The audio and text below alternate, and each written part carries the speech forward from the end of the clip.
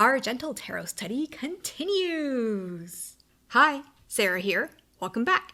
As you can see, I've got quite the number of cards spread out on my dining table here, and we're going to look at some of them today, if not all of them today. If you haven't seen the previous video, last week, some pals and I started a deck study of the Gentle Tarot. Every week, we're just going to gather in voice chat and talk about the Gentle Tarot. Because this study is very self-run, honestly, we're kind of just winging it every week. Like, we don't have a set syllabus of like certain activities or certain things we're going to do. We just have a lot of ideas, and whatever we latch onto, we just do it. Anyone is free to join these voice chats. You can talk in voice, you can talk in text. You don't even have to talk or participate at all. You can just join to just listen in. It's really just a fun time to sit with some friends and get really nitty-gritty into these details of a tarot deck together. I'll link the Discord server in the description. I hope you can join us for future VCs, future voice chats of this deck study. But of course, if you don't want to, here are the videos for your viewing pleasure. Okay, so what did we do in today's deck study chat? Today we started off with this activity, or this like opening question I asked of the group. I asked everyone to pull a card or multiple cards. You could share cards that have come up in readings recently, or purposefully pick cards that represent how you're feeling or what you've been going through lately. So I chose to share about the Ace of Thunder, which correlates to the Ace of Swords. This card came up in response to a question or a potential idea that I was pondering last week. Last week, I was able to witness and even help out with my friend who was doing tarot readings in person at an event. It was an event that she and her team were putting together, and she was tabling at the event to help raise more funds for her documentary. Afterward, we were just feeling so inspired by how well the tarot readings went. I was feeling so connected to people. It has been a really long time since I've done readings for other people. I've been taking a long break from doing tarot readings for other people because I want to reflect on the ways that I used to read for others and the ways that I maybe was too emotionally invested in the readers, in the querent's reaction, or maybe me talking too much, never-ending stream of babble to the querent when maybe that's not what they need. But I got to witness my friend doing readings for other people, and that was really special as well. I helped with the admin stuff, collecting phone numbers to text people when their time slot was up, and keeping track of time so that my friend could just focus on doing her tarot readings. And I feel like I got to be a part of that tarot magic as well, even if I wasn't doing the tarot myself. I personally love doing admin work and logistics work. It's very soothing, satisfying to me. Sticking to rules and boundaries just makes me very satisfied. So afterward, my friend and I were feeling so inspired and had ideas about what if we could do this for more events in the future? What if we had our own joint tarot business? And this was something we had talked about before, but weren't in the mindset or the readiness to be able to have a booth or a table. And I know I mentioned in my tarot anti-bucket list that I didn't want to own or have a tarot business. I think the thing is, I don't want to have a tarot business solo. I feel like that could be really lonely, but running it together with a friend, we have each other to bounce off of, and we have each other to give feedback to, and we're in this together, that feels a lot more fulfilling. And of course, bucket lists, anti-bucket lists, they can always change. So this was the question, the idea that I was pondering last week after journaling about it and reflecting on possibly opening up a casual tarot business to do in-person events and markets at in the future. The card I had drawn in response was the Ace of Thunder. I'll read a snippet from the guidebook here. Hands and heart open, ready to receive with clarity and fortitude. The lightning bolt has a clear destination, and you are perfectly aligned to receive the opportunity that it brings. The Ace of Thunder reminds us of the power of sound judgment, honesty, and proceeding objectively. Your inner truth is valid and deserving of expression. Say what you think, bring it into the light. Trust your instincts and trust your strength, both intellectual and spiritual. Honestly, I don't think I feel perfectly aligned, as the guidebook says, but I do like the mention of sound judgment, honesty, and proceeding objectively. If I'm honest with myself, I would say that this is something I can wait on. I don't feel any urgency to get this plan and whole shenanigan in motion. There are two hands here that are open and ready to receive the lightning, the sudden idea that has come to us. This is different compared to other Rider-Waite-Smith decks where the Ace of Swords usually depicts a hand holding a sword.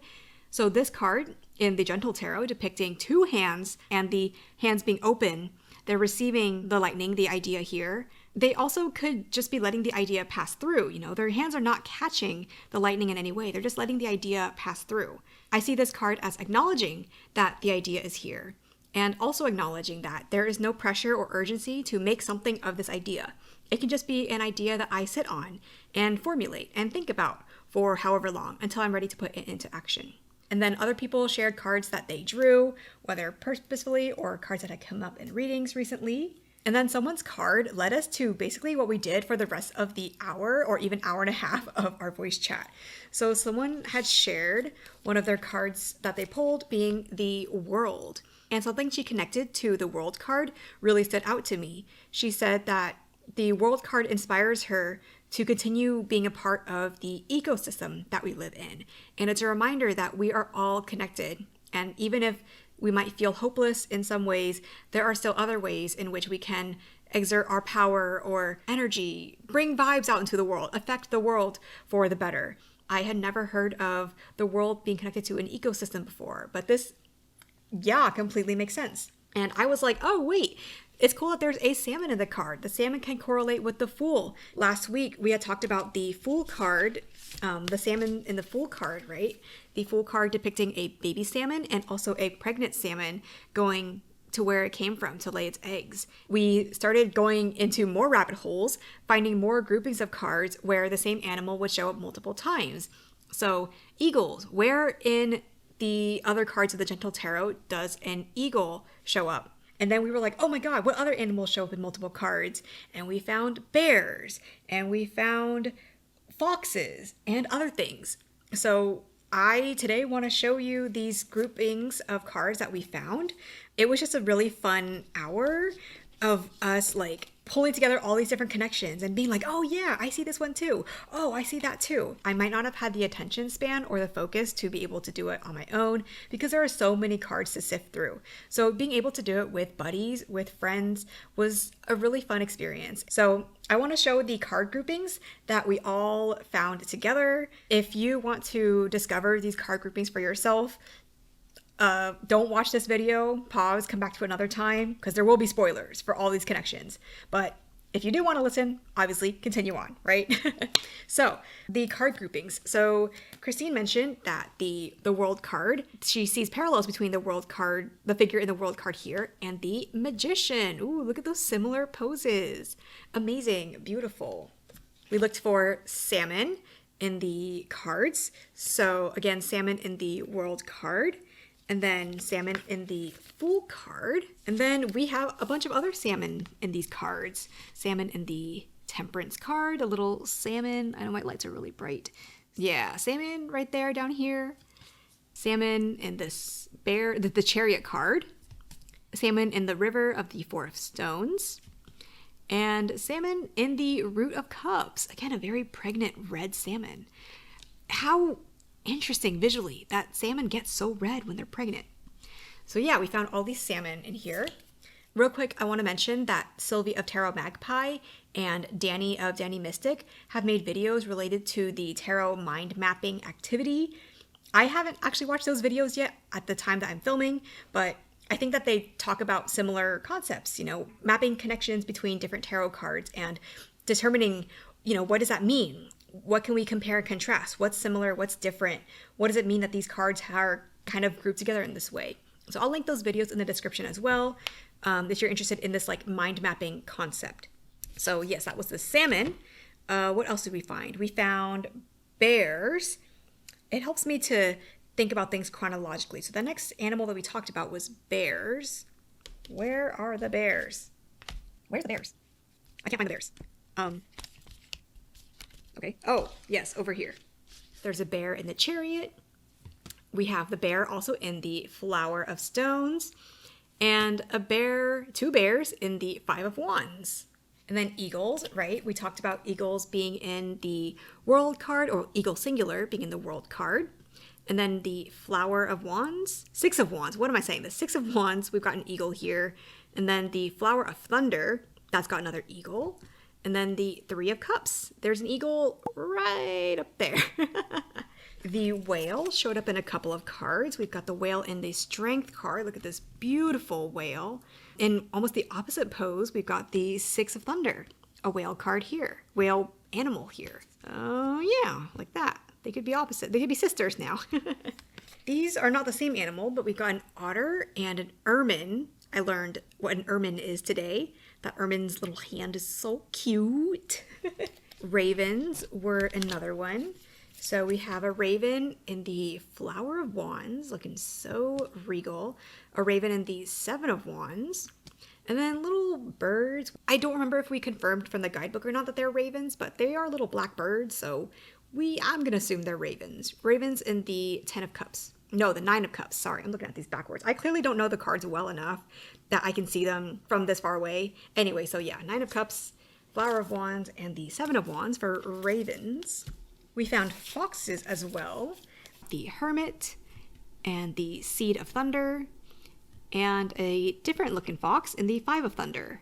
This discussion and hearing Joe and others talk about the animal symbolism, especially as Marty intended, is honestly convincing me to buy the guidebook for myself, because not every animal is identified in this little guidebook, and I feel like I'm missing out by not having that bigger guidebook. And to be clear, I don't mean missing out as in like I feel bad that I'm not up to par with what everybody else is doing, but more so that I'm missing out on these incredibly stimulating facts about the animals and about why Mari chose these animals and depicted them in this way, because I am limited to this little guidebook that doesn't mention all of the animals. And especially because I am not well versed in animals or animal symbolism, I can learn a lot from that big guidebook. I have experienced other guidebooks where I feel like just because it's a bigger book doesn't mean it's more useful information, but I can see from the past couple of voice chats that we did that there is so much in the guidebook that I can actually benefit from. It would not be useless in any way. So yeah,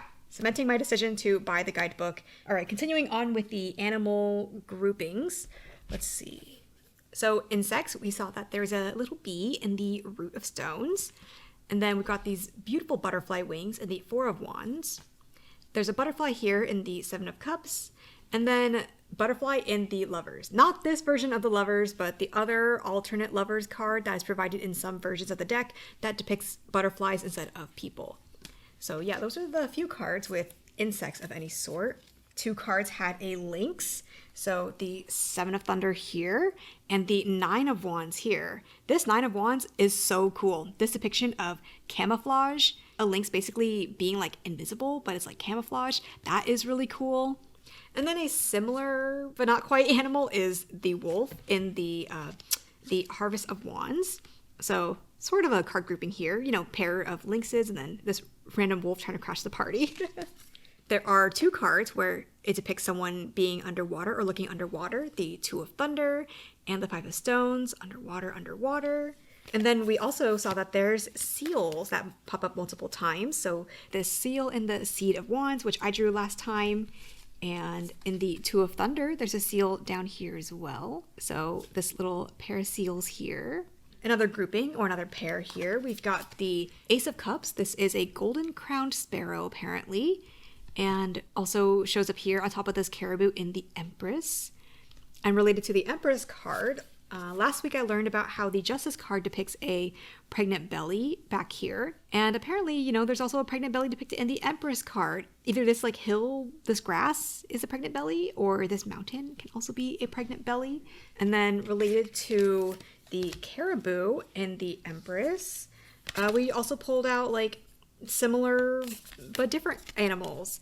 Caribou in the Empress, deer in the Seed of Stones, moose in the Harvest of Thunder. This one I'll talk about in a moment. The mountain goat in the Harvest of Cups. So many court cards. And the musk ox, I think. Yeah, not a yak, a musk ox in the Harvest of Stones. Yeah, so many court cards. So regal. I want to quickly talk about the Harvest of Thunder.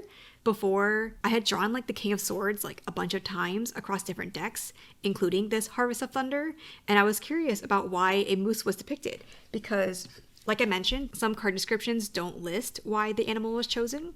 So Joe read from the big guidebook for us all to hear, and so I learned about how Mari chose this moose because moose seem so big, but they can also be very gentle, and they can also be very invisible. And that idea of being big yet gentle and or invisible is an interesting quality to ascribe to a leader, especially for a King of Swords, where the Thunder suit or the Sword suit is related to the realm of thought and communication. You know, being a leader, but being quiet and working in the background, or being gentle about it, being a leader that's not aggressive, as depicted by this moose.